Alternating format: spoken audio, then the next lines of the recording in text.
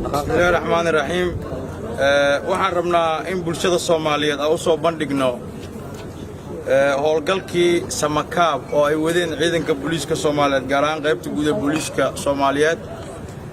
howlgalka oo bariyaan dambe u badnaa qaybta bari ee gobolka Banaadir waxaan caawa howlgal balaaran ka sameynay guud ahaan degmada Kaaraan oo bariyaan dambe cawashada amni darro ay ku badneed oo ay ku badnaayeen ciyaal weero iyo kuwa tuugada ah ee dhaca bulshada Soomaaliyeed caawa howlgalkii la sameeyay waxa lagu soo qabtay ilaa 74 qofood oo ciyaal weero u badnaa iyo ilaa iyo mindiye gaaraya 52 xabo oo aan horay loo arag mindiyaas oo ah kuwa casri ah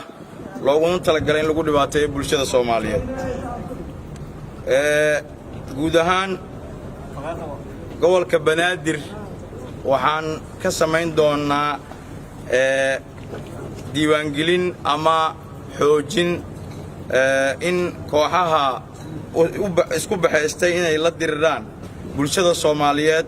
dhacaan xoolahoodana si loo qabto qof walba oo hadda kadib booliiska Soomaaliyeed oo gacanta ku dhigana waxa laga qaadi doonaa database oo la raba deegaankiisa iyo asal ahaan meesha uu ku hooyanayo si loo ogaan karo waxaan iska kaashan doonaa qaybta baarista dambiyada iyo qaybta guud ee booliiska gobolka Banaadir haddaba bulshada Soomaaliyeed ku dhaqan gobolka Banaadir waxaan u sheegaynaa dadka inta laag howlgalkan lagu soo qabtay inay ayaguna wixii hadda ka dambeeya waalidiinta dhalay caruurtooda ay guryahooda ku ceshadaan waxaan rabnaa sida hore baan u joojinay in 6 saac wixii ka dambeeya uu sabajaaj soo karin ilaa inta uu socdo howlgalka samakaab waxaan u sheegaynaa dadka waalidiinta ah ee ku nool gobolka Banaadir inay caruurtooda ka adkaadaan waxaan kaloo rabnaa inaan raacino in caawa ay la yaab nagu noqotay in dadka cabanaya inay magaalada ay amni darro ku joogaan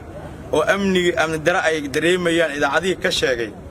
oo caawa ayagana guryahooda laga soo qabtay wax walba wixii amni darrada kaabay oo dharkii ciidanka ay guryahooda ku xareysteen iyo waliba ay ayagu idaacada ka qirteen inay hub hataa haystaan oo guryahoodii lagu soo qabtay tuuto intaan la eg ee amni darrada lagu fuliyo waa kuwa habeenkii loo dhiibo qofka loo giliya dabadeedna markuu amni darrada ku soo sameeyo mobilada ku soo dhaca laga xareeyo waxaan uga digaynaa in bulshada Soomaaliyeed qofkii gurigiisa lagu arko dhar ciidan asagoon askari ahayn ay muhiimadeedu tahay inuu kaabo u yahay amni darrada magaalada ka jirta qof walba oo gurigiisa tuuta asagoon askari ahayn tuuta haysta maxay macnaheedu tahay waxa bulshada lagu dhacaya tuutaha ciidamada lagu sheegay inay wax dhacayaan ma ahan ciidamada ee waa dad tuutaha ciidamada isticmaalay sida darteed bulshada Soomaaliyeed gobolka Banaadir ku dhaqan qof kasta ee gurigiisa hadeertan tuuto ku ha ku wareeji laamaha amniga cidii asagoon askari ahayn sarkaal ahayn ama guriga ay askari degan yahay askariina la aqoonin waxay la mid tahay inuu kaawo u yahay amni darrada waxyaabaha aan la dirirayn ay kookayin waana mahadsantii